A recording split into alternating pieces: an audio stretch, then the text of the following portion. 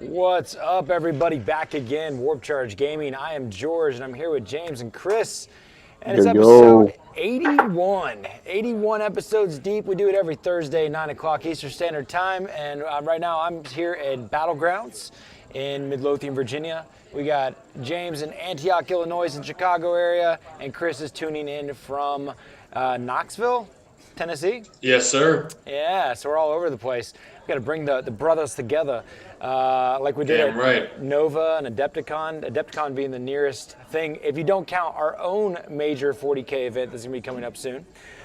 But yeah, guys, here we are again, and we're going to talk about some tabletop wargaming things. Particularly, there's several new things in the 40K land that we plan to touch on. The FAQs and leaks or previews to the rules coming forth shortly as the second half of Psychic Awakening drops. And yeah, we got our own tournaments that we just did a bunch of promotion on that over yesterday. Just put up the tournaments for the end of Season 2 Battle in the Warp Tournament League we do here at Battlegrounds. That'll be closed out in December with the next 4 tournaments coming up. Yeah, so it's going to be a impactful, full episode of content today. I'm excited. James and Chris, I hope you all are doing well. We got Chris. What's your cat's name? Your cat's here. That's Fig, F-I-G. Fig. Okay. Well, it's nice to have the cat enjoying itself. Usually, it's being a crazy cat. Big. James, Yeah, I set him up on a chair next to me so he can actually hang out with us. that's smooth. James, you were hella sick last week, and now Chris is sick. Are you feeling better, Yeah. James? You feeling better? I'm definitely starting to feel better. You look like you have That's good. more life. You're less pale and more Yeah. alive. And it's funny because we had that conversation. Like, you can't share sickness over the internet. But, like, Chris is now sick. So maybe it happened. Woo! Apparently, it does work. But yeah, it's been an interesting week, friends. I don't know where to begin here. There's so much to talk about. Anything particular that's been on your guys' plate in the 40K land before I talk too much? The upcoming, what is it called?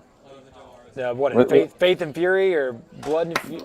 Sure. I don't know. It's What's this- it called? Psychic The Awakening. Psychic Awakening. It's the second That second half. book. Yeah.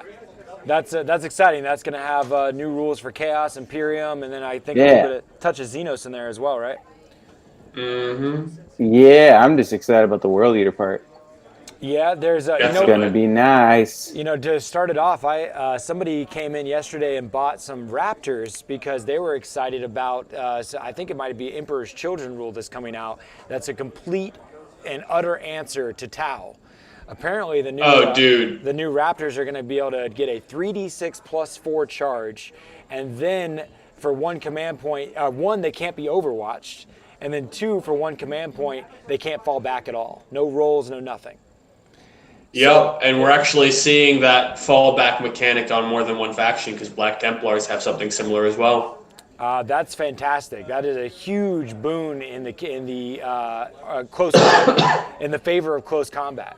It's also a huge fuck you to Tau, which is all very exciting. Very exciting. Did you know about that, James? No, I have only looked at the World Eater rules. I have not looked at anything else until I have the book in hand.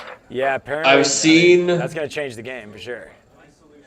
Yeah, I've definitely seen more than one person that have delved more into the Slanesh Emperor's Children rule leaks than I have that have been saying it's going to be some fire. I mean, a lot of people are agreeing it's not going to necessarily bring them right up to the levels of the new Marines, but they're saying that it's definitely going to throw chaos back in the fight. Good. Especially with certain combos, like, you being able to take, like, Night Lords that have Mark of Khorne for the sake of, like, cross-stratagem stuff and keyword shenanigans. Like, there's a lot of new updating stuff that's going to be able to be pretty cool. Yeah, man. I'm all about these things. Well, for the sake of it, Chris, maybe you've studied it more than I. I mean, I haven't looked at any of these leaks or these pictures you sent me here. Would you be able to discuss some of these new data profiles we're looking at and stuff? I throw them up. Or have you? Yeah, I mean, if you throw some of them up, I know that right now one of the big things for Chaos that we're seeing is there's 5 new demon weapons 1 Chaos Undivided, and 4 that are specific to their like patron gods. 1 for Khorne, Nurgle, etc., etc. All right, well, I started off, I threw up a command point for the word bearers here. I haven't looked at this at all, so just checking it out. Oh, no worries. Yeah, I'm just on a bit of a. Yep, I see it. Malevolent Covenant. Yeah, use it in the psychic phase after a word bearer psyker unit from your army fails a psychic test. The power is automatically manifested by that psyker at the minimum required warp charge value without a double being rolled and cannot be resisted by the Knight of the Witch. After resolving the attempts of psychic power of that psyker unit, so you take 1 mortal wound if you fail your power, and you can automatically pass not denied. Absolutely, and with a lot of these powers that are like 7 cost. Ish being, kind of like up in the air whether they're going to pass or fail, especially with word bearers who have, I think they're the Chaos Marine faction that have the ability to bring in reserves in more than one way, compared to standard summoning. It's always solid to have.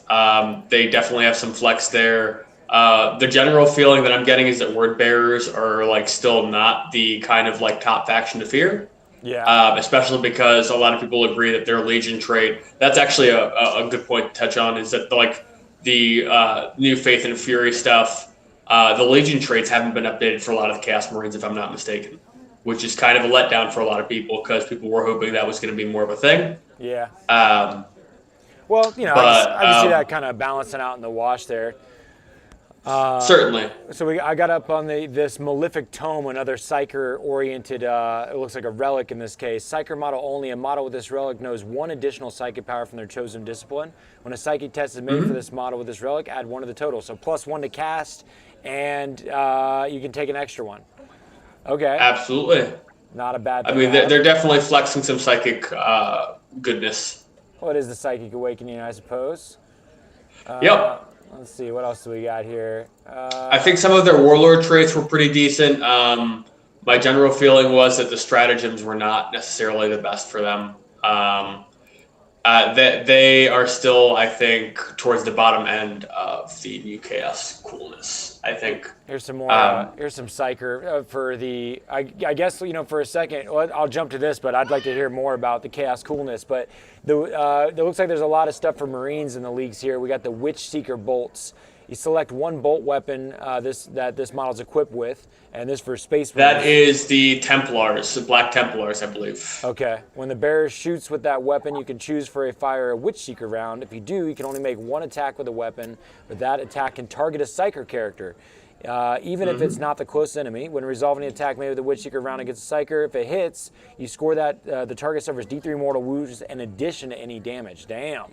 It's sort of like the Sanctus anti-Psyker sniper for Genestealer Cult, except that it doesn't cause perils, it just does D3 mortals. And it's a good kind of ammunition for sure. It'll see some play, especially right now in Psychic Awakening. Yeah, that certainly ain't bad. All right, what else are we working with here? Fires of Devotion, the more Black Templar, which is I think there's a big focus out of the new book coming is going to be Black Templars and Chaos. And Yep. Well, Black Templars are kind of like, so we're seeing the Inquisition basically getting redone right now. So Sisters of Battle, Black Templars, and I think the Templars, if I'm not mistaken, actually have the Assassins rules printed in their new rules as well. I could be wrong. Okay. I don't think they're getting updated. They're just being like kind of like tacked onto the book. But they tend to operate kind of as a unit, like the Sisters and the Templars and the Assassins are kind of like the Inquisition. They come in, they wage their holy crusade and do their thing. Right. Looks like we got more litanies, kind of the same thing with like the prayers that we got for Chaos in the Vigilus book. If this litany is inspiring, select 1 friendly Black Templars unit within 6 of this model. If that unit makes a charge move or performs a heroic intervention, add 1 to the attack characteristics. So more attacks for Marines. So we got their Shock Assault, and now we got this Fires of Devotion litany. Yep. All right. That's never bad, especially in an army that's supposed to brag some decent close combat. Yeah. Okay. And I think Black Templars, at least in Kill Team, they get to reroll their charges. I'm not sure what they do as their standard chapter tactic. Do you know that? I'm actually not sure. I think it might actually be the same thing. as Reroll what you just charges. said. Okay. Cool. So combat-oriented Marines. I'm okay with that. So we got Knights of Sigmund. While the Assault Yeah. Doctrine is active, when resolving an attack made with a melee weapon by Black Templars, models with this ability against a unit that is not a vehicle, in a turn in which that model made a charge move, performed a heroic intervention, an unmodified hit roll of a 6 automatically scores a hit and successfully wounds the target. So you hit with whilst the Assault Doctrine is active. Okay. So Yep. I guess, is this what we're seeing here, this Knights of the Sigmund, is that's a combat doctrine that you can take? So like It's like the specialist version. It's like the Black Templar super doctrine, if you will. Where like Fist or whatever will have like their not Imperial Fist, like Iron Hands can move with heavy weapons in the heavy doctrine phase. Right. And not have penalties. This is kind of their shtick. So basically, while they're in their close combat mode, unmodified 6s just straight up connect on the hit phase. Damn. Which is pretty decent. That's not bad. That definitely helps out getting some through. I mean, especially on units that, wouldn't be able to wound targets otherwise, when you're like rolling for 5s and 6s to wound, as long as you only score that 6 on the hit roll, you're good to go. Granted, it doesn't work against vehicles, so, against like knights, not as relevant, but still not bad, especially against like big monstrous creatures, big greater demons, stuff like that. Definitely works. Yeah, I just pulled up a stratagem for him. Tenacious Assault. Use this stratagem in the movement phase when an enemy infantry unit that does not have the flyer battlefield roll and is within 1 inch of an enemy Black Templar infantry unit from your army is chosen to fall back. Roll 1d6 and a 2+. That unit cannot fall back. So here's one of those can't fall back abilities. Yep. We're seeing that becoming a little bit more prolific, which I think is solid. One of the big things with close combat, obviously, from a tactics perspective, is controlling the battlefield. And I think they're kind of realizing that they need to give close combat some kind of boost, because the ability for so many things to fall back and just kind of take a more advantageous position is definitely significant. Right. Well, I don't know how I feel about this being 2 CP, especially because it could still fail. I always feel weird about stratagems that you have to pay command points for and then have a dice roll for. Yeah, because it seems like you're paying for it twice. If it was a 4+, it'd be terrible, but the 2+ ain't bad. I agree with you. On a 2-up, definitely better. You could always re-roll it if you had to, and plus, that's a game-winning mechanic right there. Absolutely. Strong agree. Yep. So next, we just got a few profiles that were released. We got the Chief Librarian Mephiston. Yes, the Blood Angel stuff. What are we working with here? Let's see. This is a very recent leak. Apparently, there's like 22 pages of their rules floating around right now. Okay. This was forwarded by Daniel from our 40K thread to me. Well, to the 40K thread. But so this is one of the things that a lot of people are kind of knee-jerk with the Blood Angels are saying right now. There's at least the 3 main character data sheets. The Chief Librarian Mephiston, he is now a Primaris Marine. He's the only Blood Angel to have ever gone into the Red Rage, which is like the Blood Angels kind of going psychotic. That's when they forced him to join the Death Company, which is like a suicide squad. Yeah. Because like they literally like want to die because they're in pain and angry and just going nuts. Mephiston is the only one to have undergone that condition and come out of it and kind of harnessed it. And now he's also become a Primaris Marine and is getting a new model that's going up for pre-order on, if not this coming Saturday, then the Saturday afterwards. I'm not sure exactly. So how does Mephiston become a Primaris? So you can, if you're an existing Marine, basically choose to have a surgery done, like with the Ultramarines. Tigurius is now a Primaris Marine, but it's a difficult process. You may not necessarily survive, and I don't know. It's I think it kind of has like weird stigmas to it. Like there's definitely certain chapters that are more apprehensive about it. What are they? I mean, like obviously we know the game state of like what they would gain, but what would be the motivation of a Space Marine to be like, you know what, I'm going to genetically modify, I'm going to do some bioengineering to be one of the big guys. I can't have all these big guys being bossed around by me, all small. So, like, before the Marines, there was something better than Space Marines called the Thunder Warriors, but they kind of programmed in their DNA that they would have to die out because they were too violent, they were too bloody. They could have been awesome for Khorne, honestly, but they were literally just straight up more powerful than Space Marines. But the Emperor knew that they weren't any use after the Crusade or after the Unification Wars, because he was just like, all these people are good for is war. The Primaris Marines are kind of a step closer to the Thunder Warriors, so they are more brutal, they're faster, they're more vicious. But there's kind of a lot of controversy in the Imperium because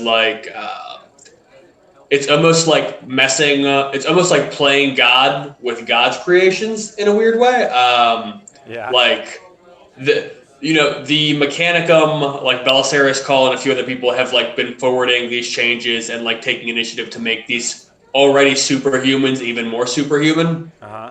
But these were not changes that were done by the Emperor himself. So there's some nervousness about it. There's because realistically speaking, I think Primaris Marines are kind of not the best chunk of fluff, if I'm honest, but everyone's entitled to their opinion, because it's almost why wouldn't you want to become a Primaris Marine? It's hey, why wouldn't you just go under the surgery? That makes you better at everything. Fair. But, I don't know. It's just one of those weird things where we're seeing some characters get switched over, and generally with Primaris Marines on the rules, they'll have more wounds. They tend to be at least even the standard troops, of course, have more wounds. But beyond that, they're just they have a different kind of armor, which has keywords that are relevant, like the Phobos armor and the Reaver armor, which is relevant for certain stratagems and stuff like that. But yeah, I don't know. It's interesting to see that they made a big deal of that. Yeah, no kidding. That's very interesting. I'm surprised to see him these main characters transitioning. Yeah, you just saw Mike's comment. He's got me laughing. I did see Mike's comment. Listen, it makes me sad that I know as much as I do about the Imperium, because how much do I need to know about my food? But at the same time, I'll tell you what, guys. Eat organic. It makes fantastic entertainment when you have a 13-hour drive between Chicago and the East Coast. Oh, absolutely. Chris was an encyclopedia of lore as I asked him walk me through the Horus Heresy. And we pretty much we talked about from 30K to 40K, man, over the course of that drive. It was a good conversation. It was like my own audiobook. Definitely. There's people that know way more than me. On the drive back, I feel like Ali took over that one from the last trip from Chicago. Yeah. Gave us some good fluff. Yeah. But so those first three Blood Angels characters that we've seen rules for, we put them up on screen. Their rules are very underwhelming. I think the best thing that I've seen in them is a +1 hit aura. Okay. I don't know what their price point is compared to the current codex. Well, they're not great. They got these big ass data cards.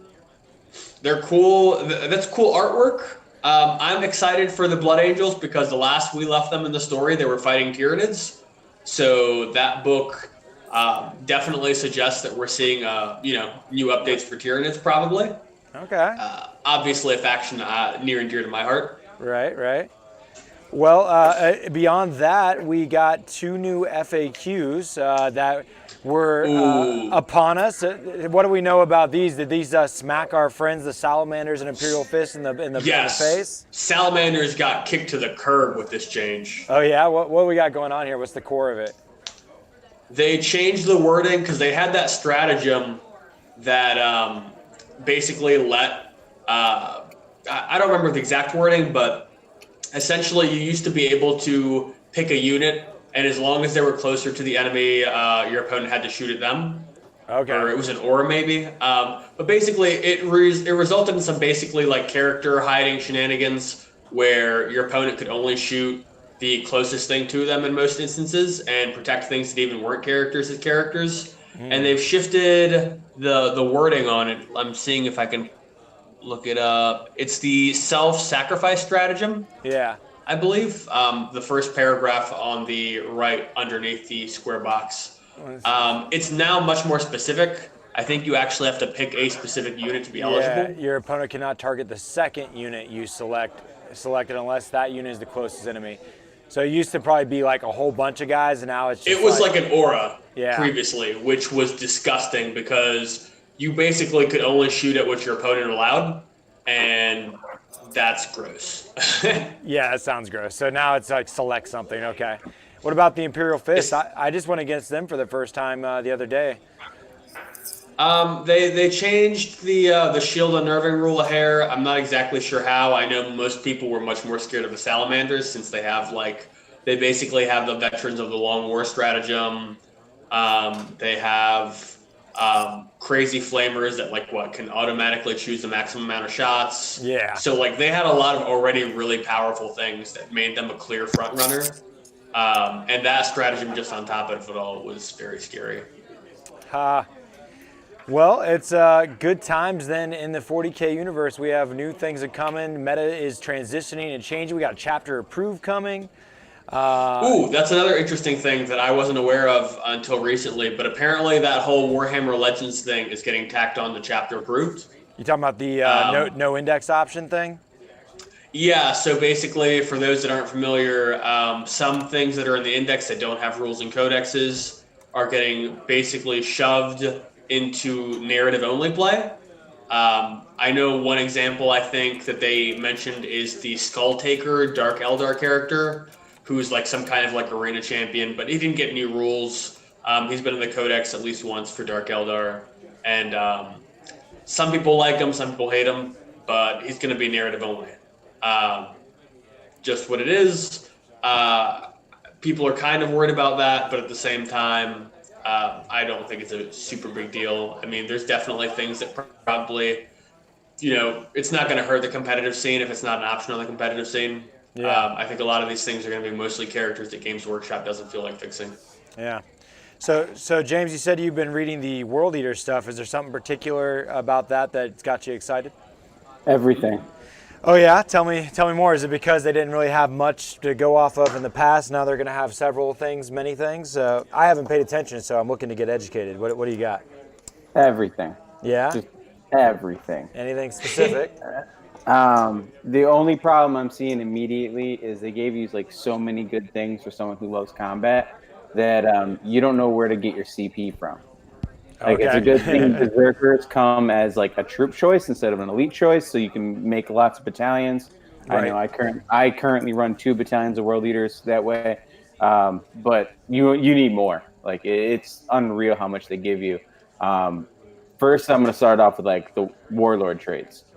There's one Warlord trait that stands out above all the other Warlord traits, and it's called Violent Urgency.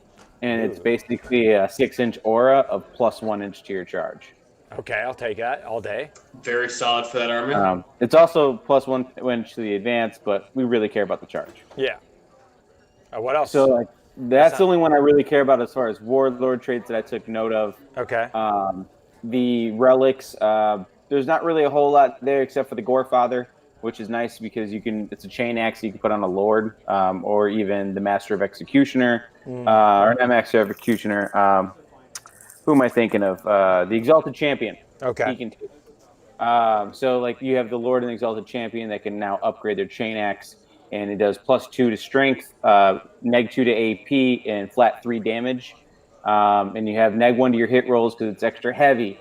But unmodified wound rolls of 6, instead of doing flat normal 3 damage, those become mortal wounds. Right. So 3 mortal wounds. So which is really nasty when you come against Centurions and Terminators, because you're just popping them. You're coming in a high enough strength where you're wounding them easy, hitting them easy enough because you're typically hitting on 2s, but now it's going to be 3s. Mm-hmm. So it becomes a really easy upgrade of a chain axe. So the chain axe is 1 point. Yeah. Yeah, it can make one of those HQs that you do just to fill out your battalion actually be viable and worth something now. Exactly. So that's the only big note as far as the relics. But where the super sauce lies, it's going to change like how World Eaters play now, or not change, but figure out more like tools to their like to the one way of fighting is just in combat. Is with their stratagems. The one that's like the most exciting is Red Butchers. And the reason why that's exciting is you turn your Terminators for 2 CP into Berserkers. Yes, I heard about that. Oh, man. So they get to fight twice like Berserkers get to fight. And I think every World Eater player is looking immediately at the Lightning Claws. Yeah. Because the Lightning Claws, you're getting 5 attacks per dude, and then they're doing it twice. So you have the Berserker level of 10 attacks, but you're having the AP and the reroll wounds. And you're also having it on a multi-wound platform with a 2-up save, 5-up invul, and you can come in from deep strike. And remember, I was talking about that Warlord trait, you get plus 1 at an inch. Right. So now you're looking at that 8-inch charge, and you give the one guy the banner, so you're looking at an 8-inch rerollable charge from Terminator. That's awesome. Sure. Yeah. They get to fight twice, and then you can also make them fight again because of your normal fighting again stratagem. Yeah.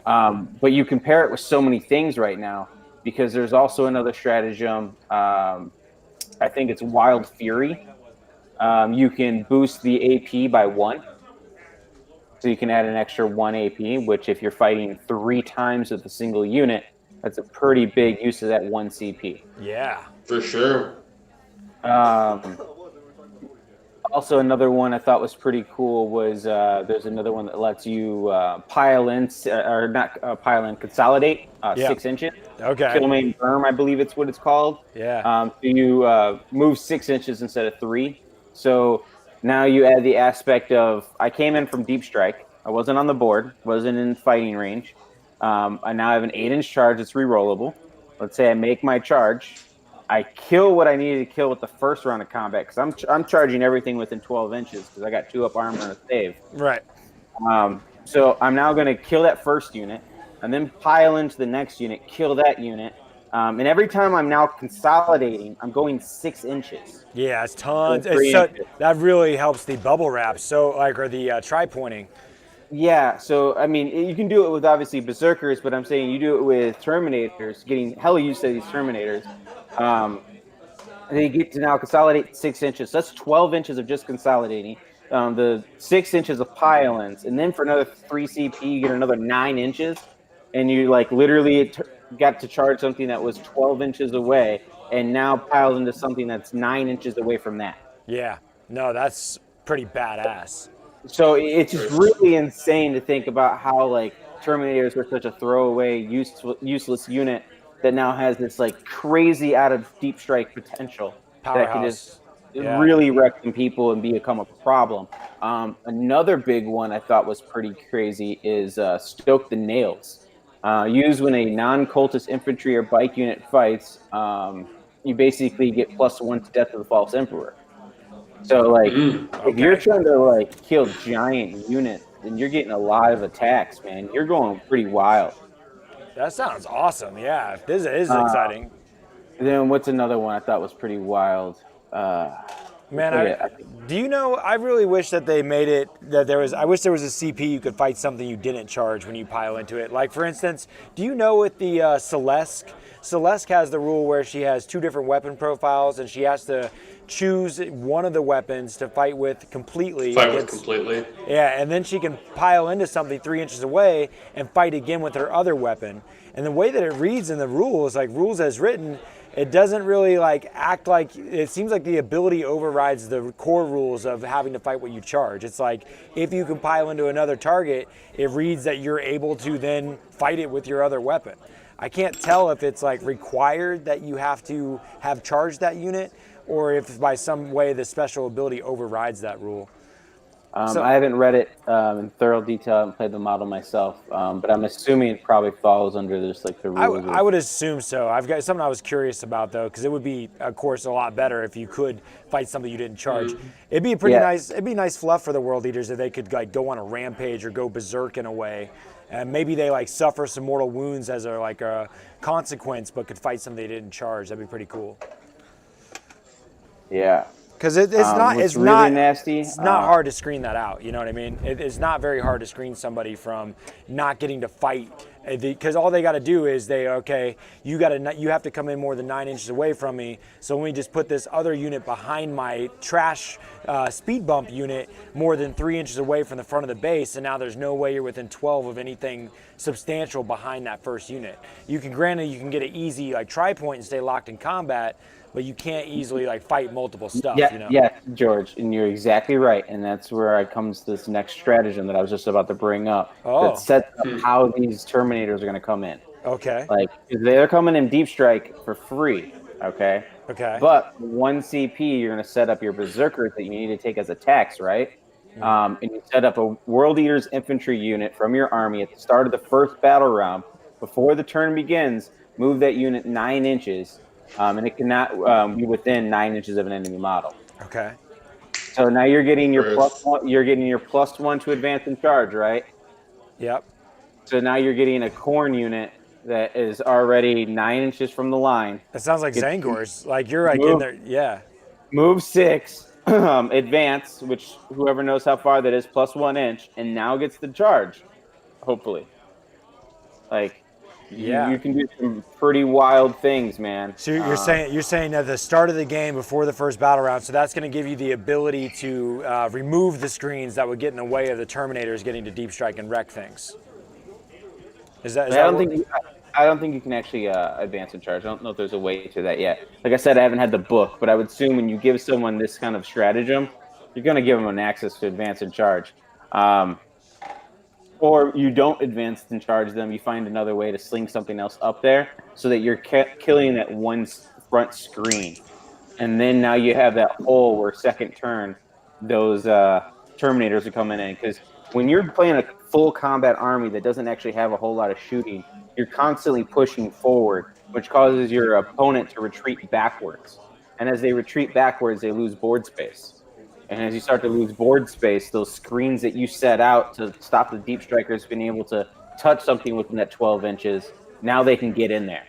And now because they have things that allow them to move 12 inches plus after combat, like you're now touching the back of the table. So anything you want to touch, you're touching. By turn 2. Man, yeah. So do we know if we've gotten anything about is there any sort of like combat doctrines, or is there anything that requires us to be pure? Because like one instance is you could always warp time those berserkers. Obviously, you need a different faction. You can definitely do those things still. Yeah. This is just World Eater, so it's just limited to your detachment. But so far, we don't have anything that's like we don't have the combat doctrines or like build your own chaos faction. No. Yeah, that'd be nice.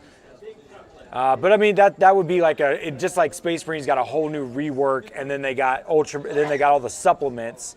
We could still be hopeful that we'll get like a new Chaos Space Marine Dex that will then give us that kind of build your own action and the doctrine action. So we're still able to soup it up basically with our detachments.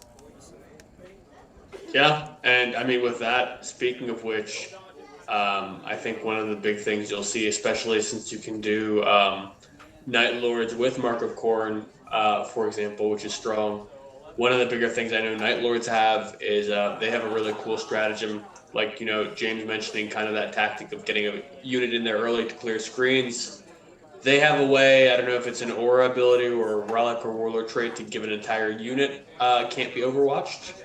And Additionally, they also have that stratagem that's specifically to Night Lords, where after you make your charge rolls, if for 1 CP, you can change either one of your dice rolls to a 6. Oh, wow. That's actually Emperor's Children. Oh, that's Emperor's Children. My mistake. I was thinking that was Night Lords for some reason. Yeah, this is delicious. Delicious. Still a gross stratagem. I remember reading that and being like, oh, well, that's obviously good, especially since it specifies after the dice roll. So this is next week. These will be in play. Yeah. Yeah, so I'm thinking about this more and more about like not having an advance in charge. They don't give you this in this book. You do it with the bikes instead of berserkers. But you said movement. You said infantry units though. This is infantry or bike. Okay. Delicious. So you then use a bike unit going 9 inches and then moving and then having the charge plus 1 inch. Yeah, and you could always rock the warp time too if you want, and if you want to break fluff a little bit there. If you wanted to break fluff, definitely. Yeah. But, I mean, you can definitely touch units turn 1. Hey, this is all very exciting. Very exciting. We're getting some commentary. I'm actually a little out of touch with the most latest and greatest of Age of Sigmar, but like Sean, Blake, and Nick were asking, do we have any Seraphon rumors or any AOS talk? One play style, one trick pony. Yeah, sorry guys, but we're not super engaged with Age of Sigmar currently. Just the Bony Boys, I can't even say it, I just call them the Bony Boys. That's the most recent thing in our current mind's eye, I suppose. My buddy Will here, shop owner at Battlegrounds, got a whole army of them, and they've been doing some big work. We're going to get them on the channel here soon. Age of Sigmar tournament, though, is actually this weekend, and I might use your comments there as a little segue. If I may, let me show you some stuff. All right, so I just posted a whole bunch of stuff. Warcry, we got that going on in December. We have some Kill Team going on. Just all these events got posted yesterday. And we have, what else do we have here? We have a 40K tournament next month that's going to complete the season. This past weekend, we just had a 22-person event here at Battlegrounds, the 5th tournament in the season. Yep. It was a good time. I had to actually play a few rounds there, and I brought my 25 Wolfen list, and it hilariously actually did pretty damn solid. I got 25 points in each of my games that I played. And I almost took down a blend of Raven Guard and Iron Hands. It was just hilarious how swingy the 3-up invuln and Thunderhammer fight when you die massive 25 Wolfen could be. Age of Sigmar is coming up this weekend though with a team tournament. So if you guys log in on Saturday, I believe it's Saturday. Yeah, next month is Sunday. This month is Saturday.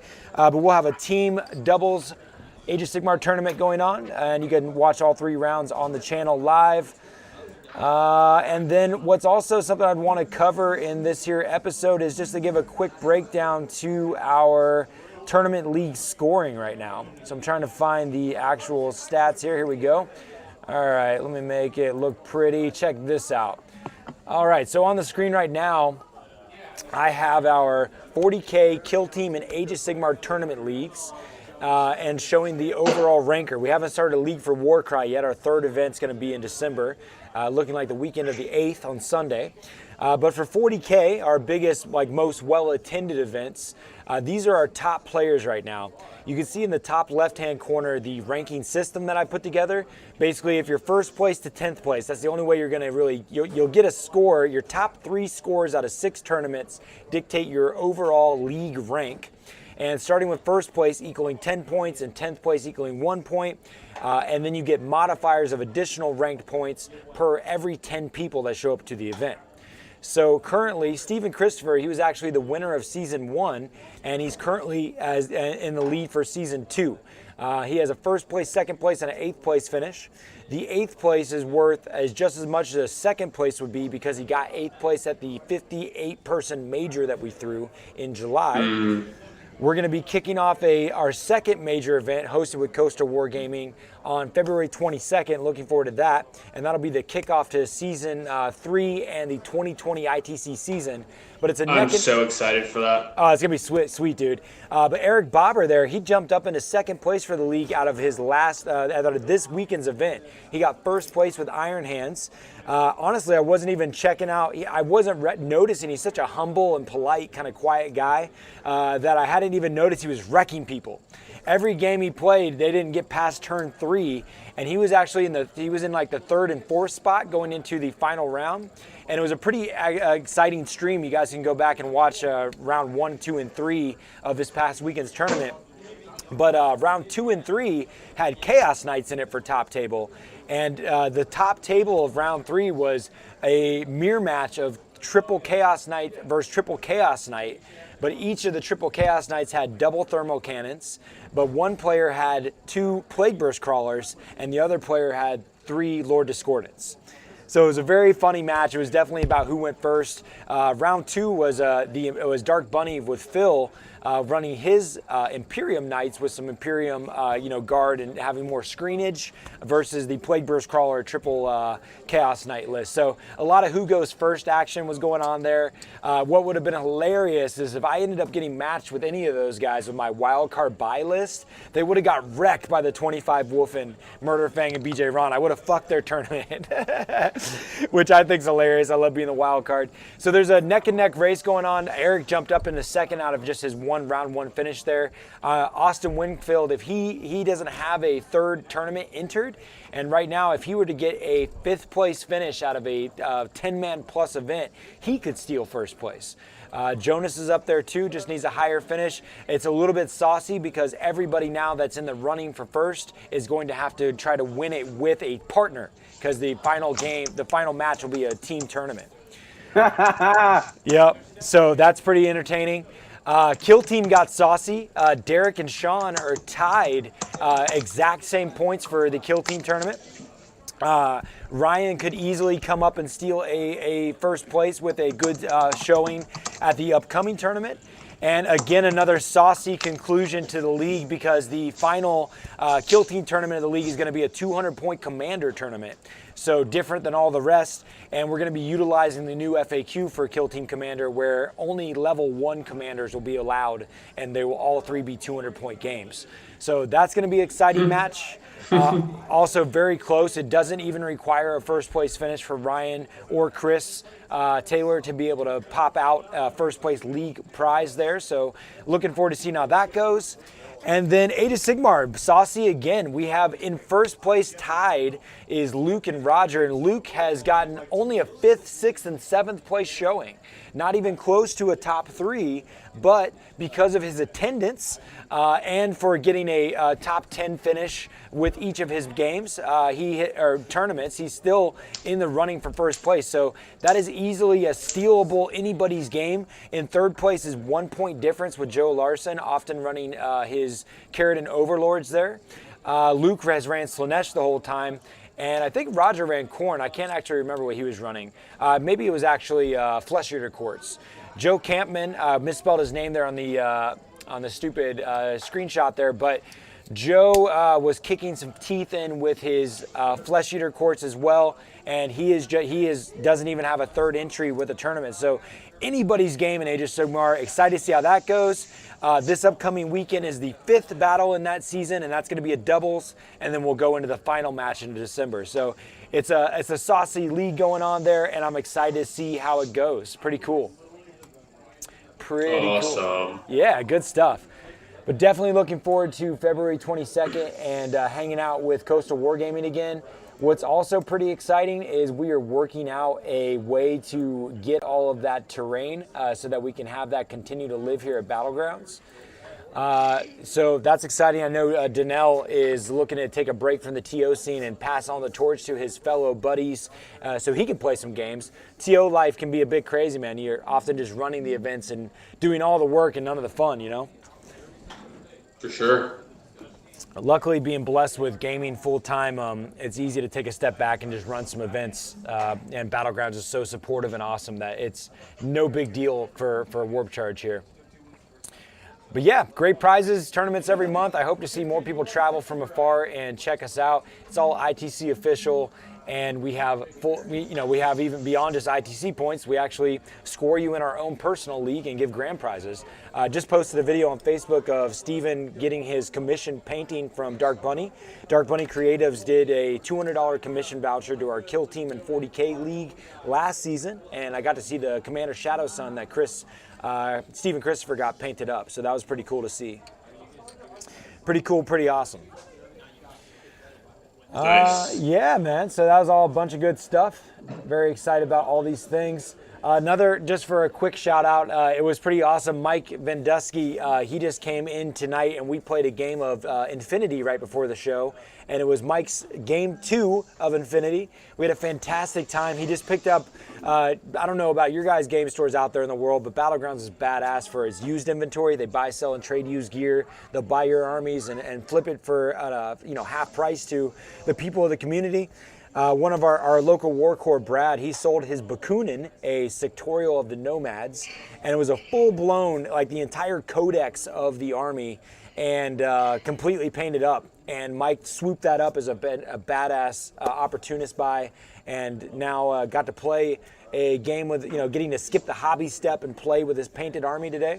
We had a super sick game that came down to the very last turn, and Mike was able to pull it out with some crazy shenanigans at the very end. It was awesome. So I had a great time. Looking forward to having him get more engaged and you see the wonders of the greatness of the game Infinity.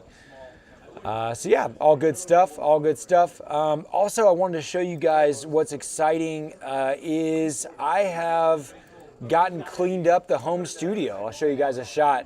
Something I've been talking a little bit about it in these past weeks. I wrote up a fucking novel to try to teach how that we do our streaming, how we do these talk shows, how we do feature presentations for different sponsors, tutorial videos, battle reports, whether you want to stream video games or podcasts. This is knowledge that we know and that I personally have a lot of background on. And I'm looking to be able to create a Skillshare platform that has James doing painting tutorials, Photoshop tutorials, digital design, and me teaching you all the things about technology to be able to do what we do here, as well as deeper things into the hobby. I'm going to make some how to play videos on 40K. My first 40K video that's going to be free to the public is going to be on how to create an army and teach all about what is to be Battleforged and the different battlefield roles and how to strategically break down a codex. And then go deeper and deep dives into battle scribe tutorials and looking at the right kind of questions to ask your opponent when trying to decipher how to deploy and go up against the enemy.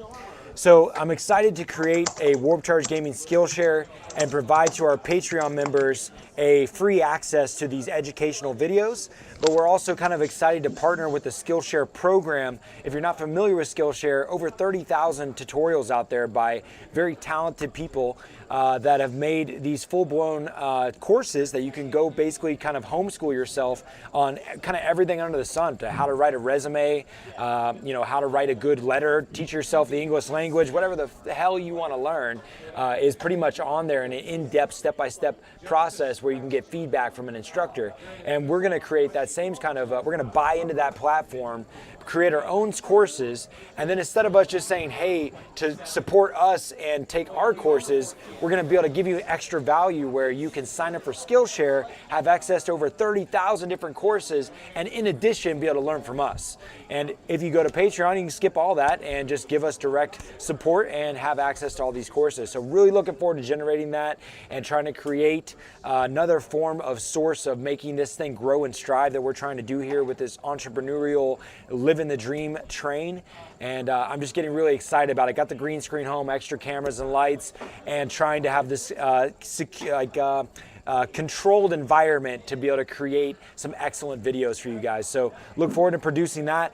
I was starting to break down the streaming tutorial and literally just talking about the audio section. I was like, oh shit, I can't talk about audio, video, and software in the same bite-sized video. Just talking about audio alone, I thought it was an easy conversation, but man, you can talk a lot about just audio options in itself. So it's gonna be really in-depth, but also very digestible, and I'm looking forward to sharing that with you guys in the months to come here. So yeah, a little rant and rave about that. Woo! Yeah, man, I'm excited about it. I'm excited.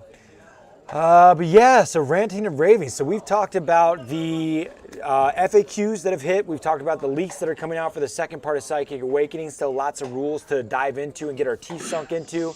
Some exciting changes with World Eaters. We know that Terminators and the Night Lord Raptors are about to be super effective. There's going to be a lot of can't fall back mechanics coming up, even for the Black Templars. Hell, even the Templars are going to be a force to be reckoned with the combat side of Marines. Maybe I'll take some Slash as well. Yeah. Maybe I'll take some Black Templars and some Wolfen somehow. I don't know. Gas. Just make Space Wolves great. Where's our fucking supplement? That's all I'm saying. I want to see Fenrisian Wolves as troops, man. That would make me so stoked. I know that's nothing crazy. I just want to run a bunch of wolves and actually get CP for it. That's all I'm saying.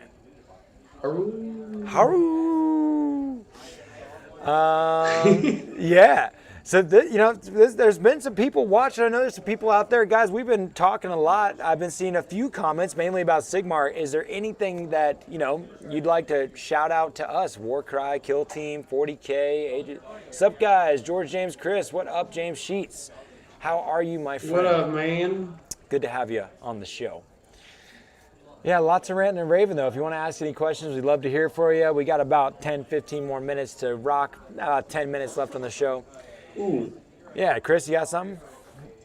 Yeah, actually, just because we stopped talking about chaos stuff briefly. I know some of the things that we're touching on with the demon weapons relics.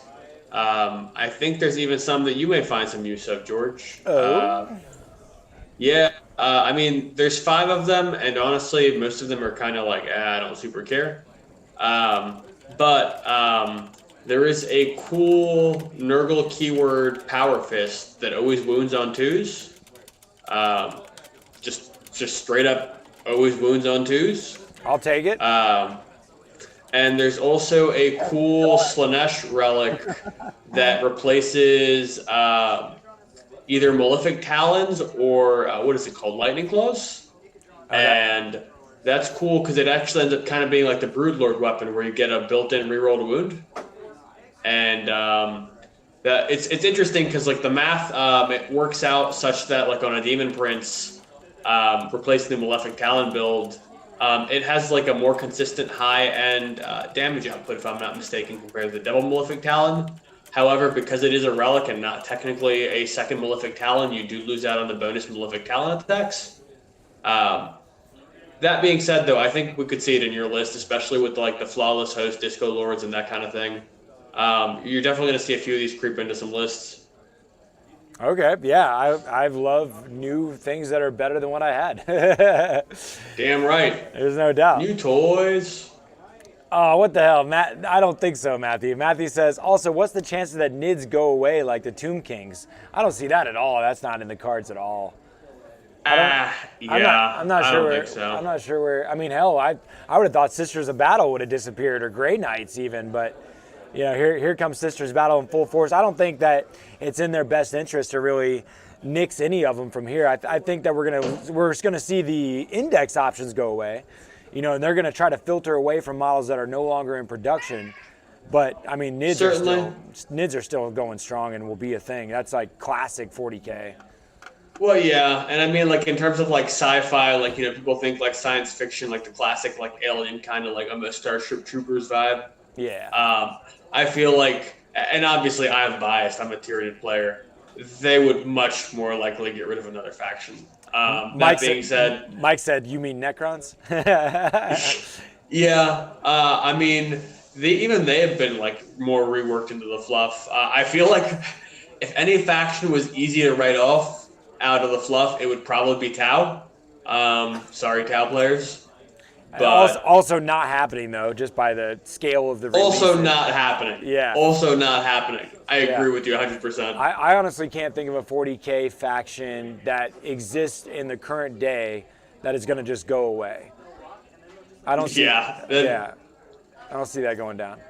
I mean, hell, even really irritates some players. Even Black Templars were really obscure, and here they are getting a whole rework. Oh, dude. George, I don't know if I wasn't here last week, so I don't remember when this happened. But like speaking on the people that want AOS stuff, they're bringing back Age of Sigmar Classic. Yeah, that was what the old Square Base thing was. Like they're bringing back the old world, kind of the prequel. It's like 30K for Age of Sigmar. Yep. Yeah, it's kind of funny because there's some old fantasy. There's like 2 fantasy players maybe in this whole fucking state, but like they come here and play with the rank and file in the Square Bases sometimes, and they like refuse Sigmar. They're like, no, this is my game. We're gonna play it till the day we die, and they'll travel to obscure places to play like the 10 people that still want to play that game. It's funny when people won't let go and start a new edition. But hey, look at them now. They didn't sell their shit, and it's all coming back full circle. I don't see Listen, man. Do you think that's really going to get picked up very much? Though, I mean, like, I don't know if they're gonna. If they put out a bunch of sweet models, then yeah, I can see it. Like, but I don't see how that's going to take off and go, man. I don't know about take off and go, but I mean, I know that it's people get fixated on weird things, you know? Like, I mean, the 30K crowd, it's basically 7th edition 40K, which for most people was not a fun rule set. Hey, you're right. However, it's 7th edition 40K, and people that like play 30K love that game. They think it's the fucking best. Yeah. And I mean, power to them. I mean, they like their game, and much like the Amish, they're like, this is the correct amount of technology we're supposed to have, and anything beyond that, we're going to shun. It's all coming back like Celine Dion. Indeed. Well, yeah, that's all very fair. So I'm curious about that. That is interesting. It's bold move, GW. Bold move. Yeah. I was honestly, I was going to laugh so hard if that square base thing was like, yeah, we're switching back to square bases for Age of Sigmar. That would make no sense. That would have pissed off everybody. Yeah. I still, I have no dams at all. I care not at all about this 30K version of Age of Sigmar. But I sure would give a damn if they came out with Battlefleet Gothic. If they just did that game badass-like, that'd be great. I'm just saying. What I will say, George, with like the classic Age of Sigmar, I mean, you've hailed Infinity as like having that much more depth and like positioning sort of importance and whatnot. The classic 30K or the classic Age of Sigmar fantasy. Yeah. That was way more about that. Like there was firing arcs to be calculated and, you know, first rank, second rank stuff. I think when it comes out, you should at least dip your toes in it, George. You might like it, but it's also, I think, going to be hard for you to compare it, you know, when you're comparing it to Infinity, because you seem to be very enjoying the nuances and the rules there. Yeah, we just had paint flow exceptions like, woo, Infinity. And I was like, yeah, buddy, that's what I want to talk about. Man, yeah, it's hard to resist to not just overwhelm the conversation with how badass that game is.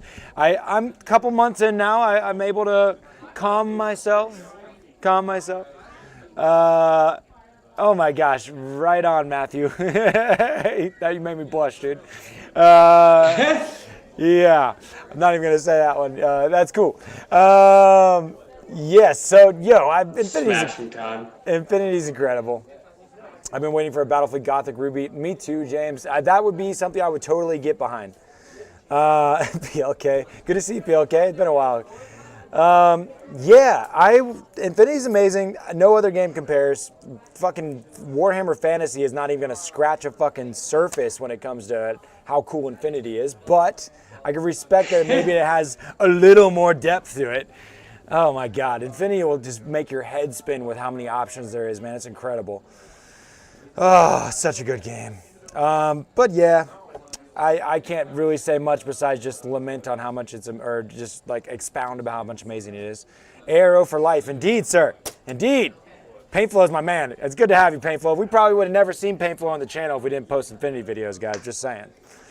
Paintflow, did you see the video that I posted that had all the explosions and shit? I posted an Infinity bat rep that I highly edited. I took like an hour and a half and brought it down to 45 minutes. And every time there's a shot or an ARO, there's like smokes. Yeah, that's what I'm talking about. He saw it. I just, a little sad because like it didn't change anything. I post either a live video with no editing, gets a couple hundred views. I edit my ass off on a video and put movie effects and explosions, gets the same amount of views. I just would like to know that you watched it and you enjoyed it. Needs more headshot sounds. Okay, you got it, dude. More headshots. Yeah.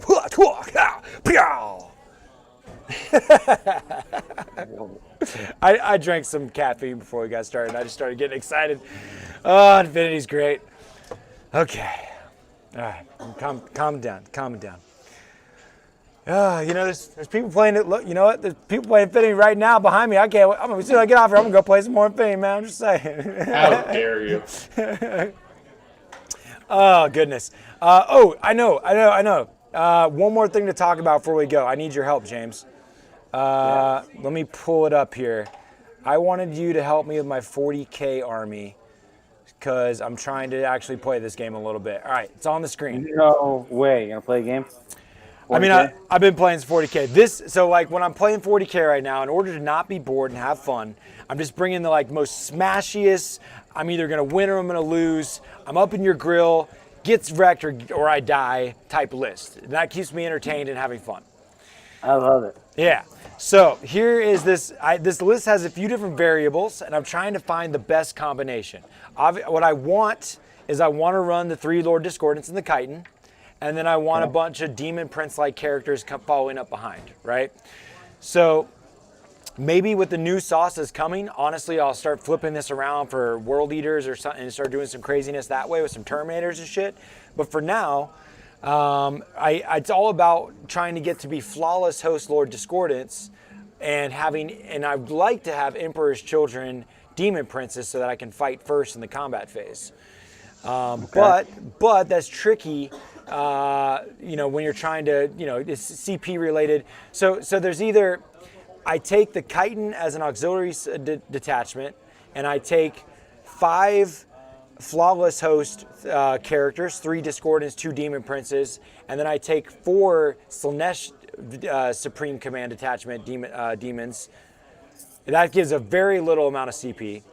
Yeah, no way. That's not the way to do it. Or I have to go with the way I have been doing it, where I went with a Red Corsairs Discordant Detachment that has the Chitin inside. And then I go with the Emperor's Children Demon Princes, and I go with the Slaanesh Supreme for the Contorted, the Epitome, and the Infernal Rapturous, and Celeste. And who's your warlord in that list? I do the Field Commander for the +2, and then I take on the Contorted the Warlord to give it +3 move, to give it a 15-inch movement. Okay. So are you in love with the 15-inch movement? It's the one I like right now, but I could switch that. I'm not. I don't care that much.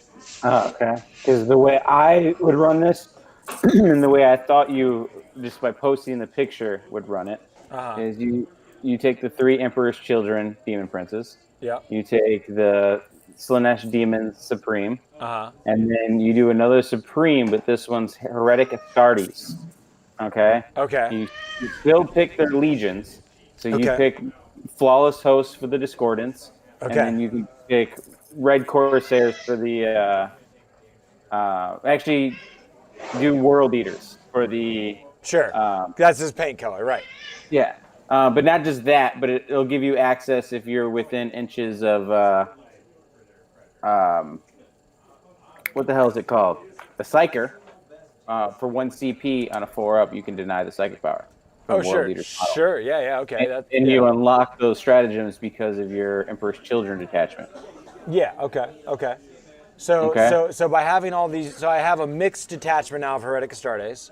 Yeah, and the thing is the reason you do Flawless Host for the Lord Discordant, they don't get the Legion trait. Of 6s count as additional attacks. Yeah, you don't get that. But what you do make is one of them your Warlord. Okay. And the Warlord can still pick the Warlord trait that does an extra 3 attacks on 6s.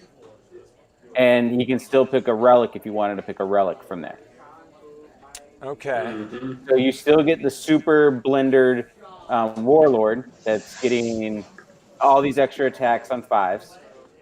And then you still have the other Lord Discordants that can advance and charge if they're within 6 inches of the other demon characters. Yeah. So you're still getting that Legion trait of... that makes sense. Basically what that ends up doing is it costs me a CP, because if I was a pure Red Corsairs detachment, one, I wouldn't need to be in range of any of the Slaanesh demons to be able to get reroll charges or advance and charge, and then additionally I would get an extra CP.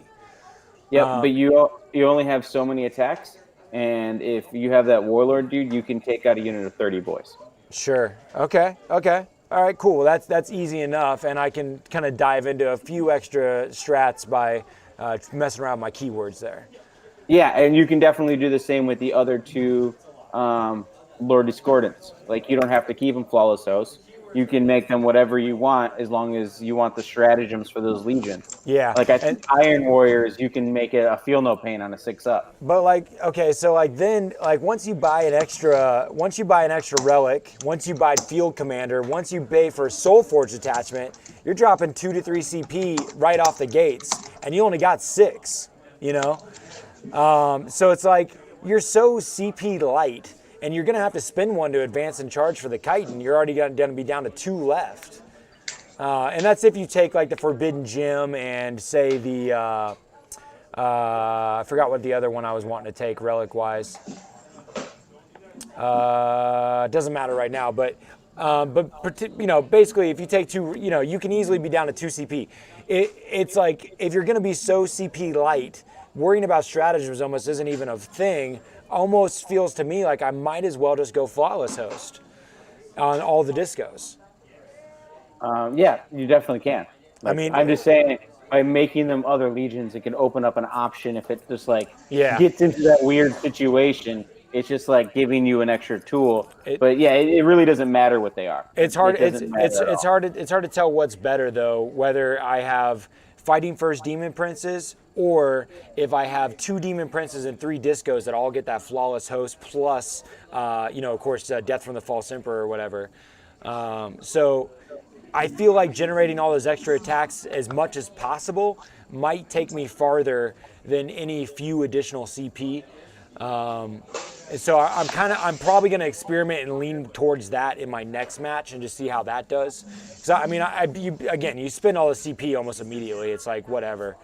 Well, since you have so many things that can advance and charge because of your synergy. Yeah, exactly. I would almost say you don't even upgrade that detachment and don't worry about advancing and charging the Catan because you can't use his gun otherwise, and everything's already running forward. It's like he moves so far as it is that who cares if you advance and charge? He can move 14 inches. Well, plus we have warp time too. Yeah, if you have warp time available, I mean, you don't even need to worry about him advancing and charging because now you got the shots of his gun. That's fair, and I guess you know, depending on what the matchup is, I can always choose to add the soul. No, is doing a specialist attachment. That's in the list building stage, not a pre-game choice. Yeah, that's in your list building stage. Okay. Well, cool. Well, that gave me some things to think about there, guys. I hope you enjoyed a little bit of tech talk there about trying to run a smash him in the face list. But I think your best bet is to have one of your Lord Discordants as the Warlord Flawless Host. However you do it. And the reason why is because he's going to be generating 4 attacks against Imperium on 5. That's with no buff at all. I want that. I want that in my life. So, like, the way you have it, you can still run it that way. You just pick him as that, and you just don't. You're just tethered 6 inches to one of your dudes. Yeah, it's very small fluxes here as far as what decisions to make. So not a bad situation.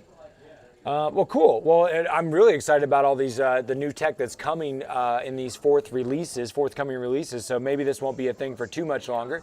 Regardless, this type of list, 25 Wolfen and Murderfang and Bjorn, or this kind of bullshit here is fun. And so it's got me engaged in playing some 40K. Up on the channel, I think I put it in draft by accident, but I'll post it here as soon as we're done with the show, guys. But there's a fun Imperial Fist battle from a beautifully painted army by Oscar Lars Painting Studio. So you'll need to check that one out if you're interested. And that one I'm running I run 9 characters, and it's like Shalaski Hellbane, fucking a Keeper of Secrets, Scarbrand. It's just like all these big greater demons, so a pretty fun match to watch. But yeah, good times. I like Paintflow Exception jumping in with the Infinity Enthusiasm. And I'm glad that you got to see the edited content. Real quick before we get out of here, are we doing an episode next week? It's Thanksgiving next Thursday. Oh yeah, good call. We haven't really missed one yet, but I'm totally understanding if you guys are going to be with family. I don't even know what I'm going to be doing. Honestly, I have no idea either, and that's what I'm asking. let's say that if I likely will turn this fucker on. So whether you guys can make it or not, no big deal. Maybe I'll talk for 30 minutes. But yeah, I'll probably not be doing shit, and I'm going to turn the camera on and talk to you guys just to not skip a beat. But no pressure for anybody. Yeah. I'm going to literally turn on the stream with me sitting at the table. Yeah, turkey camera Eating time. food. Yeah. Turkey camera. I'm literally just gonna like slow-mo and just shove my face. Yeah. Good Dig it. times. Good times. I'll just have like raining turkey legs the whole time. Yeah. I dig all of that. Stream yourself eating pie. Yep. You know it, man. Done. Yep. Done. We're all Alright. going to be eating next week. Yep. Just eating in front of you. Yep. It's going to be one of those videos. Make sure that if you're you turn on the old stream there in the middle of your family dinner, it's like 9 o'clock, and you're like, all right, guys, I'm gonna put on the big screen some Warp Charge. I know that's what you're thinking about. Gravy explosion, yeah, gravy explosion. I like you, Paint Flow. You're my man. All right, it's time to go though, and we'll Did be. you just assume their gender? Dude. Bro, we're in 2019. You're not allowed to do that anymore. I'm sorry about that. Well, you're still my friend. They are still my friend. I don't care.